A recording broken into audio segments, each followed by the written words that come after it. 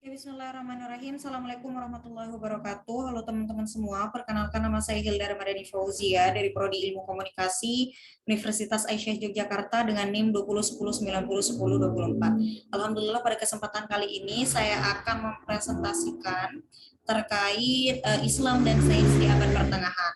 Nah, video yang saya presentasikan ini merupakan sebuah tugas dari mata kuliah Islam dan Iptek yang diampu oleh Bapak Nurdin Zuhdi di semester 4. Oke, teman-teman semua, mungkin kalian semua udah tahu Islam dan sains di abad pertengahan, jadi di sini saya akan sedikit menyimpulkan bahwa dalam Islam dan sains di abad pertengahan ini dimulai setelah Nabi Muhammad SAW wafat. Para sahabat melanjutkan kepemimpinan umat Islam dalam membangun peradaban. Nah, umat Islam ini berhasil memimpin peradaban dunia selama lebih dari 12 tahun.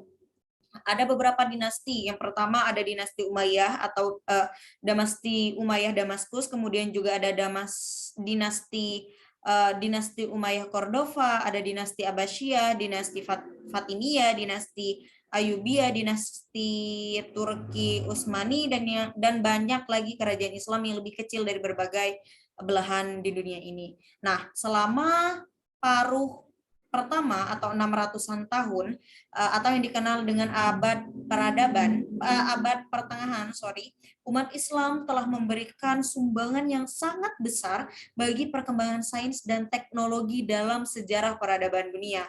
Nah, teman-teman semua perlu diketahui nih bahwasannya ada 8 faktor pendukung kemajuan sains dan teknologi di dunia Islam pada abad pertengahan yang dikemukakan oleh Hasan dan Hill pada tahun 1993. Nah, apa aja 8 faktor itu? Yang pertama ada agama Islam, dorongan agama Islam, kemudian juga ada dukungan dari penguasa, ketiga ada penerjemah ke bahasa Arab, keempat ada pendidikan, kelima perpustakaan, keenam itu ada ilmuwan muslim, ketujuh ada riset laboratorium dan observatorium, dan yang terakhir itu ada perdagangan internasional. Ya teman-teman, yang pertama itu faktor yang pertama itu adanya dorongan agama. Nah, Al-Quran dan Nabi Muhammad SAW mendorong umatnya untuk menuntut ilmu, mengamati alam semesta, kemudian menggunakan akal pikiran dan terbuka terhadap semua kebudayaan. Hal ini juga dijelaskan dalam Al-Quran surah Al-Ankabut ayat 20, kemudian juga ada di surah Al-Imran ayat 190 dan 191. Nah, pesan Nabi Muhammad secara jelas juga menegaskan bahwasannya ilmu pengetahuan dan teknologi merupakan domain keduniaan yang dibolehkan oleh agama. Hadis Nabi juga ada yang artinya kalian tahu mengenai urusan duniamu. Hadis ini diriwayatkan oleh Imam Muslim, yang mana konteks hadis Nabi ini bermula dari inovasi bioteknologi para petani kurma di Madinah pada saat itu yang menggunakan cara persilangan. Ketika Nabi dimintai nasihat tentang hal itu, maka Nabi Muhammad menyampaikan hadis yang sudah saya sebutkan tadi artinya. Dan faktor selanjutnya itu adanya dukungan dari pemerintah, yang mana pada saat itu pemerintah memberikan fasilitas untuk menuntut ilmu dari segi sarana dan prasarana yang dapat membantu dalam meningkatkan ilmu pengetahuan. Selanjutnya juga faktor selanjutnya juga ada penerjemah bahasa Arab, yang mana pemerintah saat itu juga memberikan sikap yang terbuka terhadap transformasi ilmu pengetahuan dengan menerjemahkan karya-karya buku dari berbagai negara, ada dari Syria, kemudian Persia, Yunani dan India yang kemudian diterjemahkan ke dalam bahasa Arab. Faktor selanjutnya itu ada pendidikan, yang mana pada masa itu karakteristik aktivitas intelektualnya semuanya sangat unik dalam periode Islam, yang mana pengembangan ilmu pengetahuan yang tidak hanya terbatas di kalangan para imam saja, tidak juga pengetahuan itu menjadi hak istimewa para raja.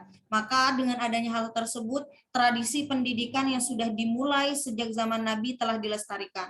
Maka dari itu teman-teman, sebagaimana tradisi Nabi pada saat dulu, masjid ini tidak hanya digunakan untuk apa namanya ya, tidak hanya digunakan untuk tempat beribadah saja, akan tetapi masjid ini juga dimanfaatkan sebagai pusat pendidikan dengan Al-Quran atau yang dikenal dengan entry point. Nah, makanya hingga sekarang pun dalam sejarahnya masjid-masjid itu selalu hidup selalu hidup tidak hanya sebagai tempat ibadah, akan tetapi juga sebagai majelis ilmu. Faktor selanjutnya itu ada perpustakaan. Perpustakaan ini setelah di perpustakaan setelah karya-karya dari berbagai negara diterjemahkan ke bahasa Arab, maka perpustakaan ini menjadi media dalam mengumpulkan karya-karya yang sudah diterjemahkan agar orang-orang di sana bisa membaca dan bisa memahami, menambah ilmu lagi terkait karya-karya yang sudah diterjemahkan ke bahasa Arab. Selanjutnya juga karena adanya ilmuwan muslim yang mana pada faktor ini tradisi literasi dalam Islam yang didukung oleh para penguasa akhirnya melahirkan ilmuwan-ilmuwan muslim yang sangat handal. Nah, pertumbuhan dan perkembangan ilmuwan muslim ini juga didukung oleh pemikiran rasional yang berkembang pada saat itu. Teologi utama yang berkembang saat itu ialah Mu'tazilah, sebuah paham keislaman yang lebih mengedepankan akal. Selanjutnya ada riset laboratorium dan observatorium yang mana pada empirisme Yunani yang diwarisi dari Aristoteles dikembangkan lebih dahsyat lagi menjadi tradisi riset. Para ilmuwan muslim pada saat itu tidak hanya berencana, akan tetapi mereka juga mengembangkan riset yang menginspirasi ilmu pengetahuan modern sampai saat ini.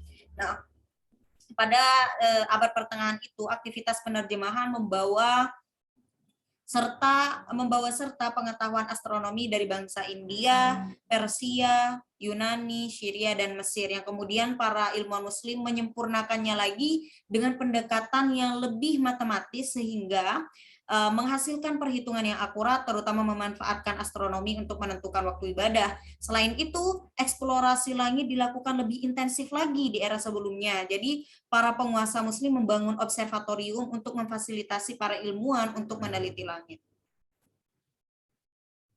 Dan faktor yang terakhir itu adalah adanya perdagangan internasional, yang mana posisi tengah antara dunia barat dan timur menjadi wilayah dunia Islam sebagai wilayah transmisi pengetahuan di antara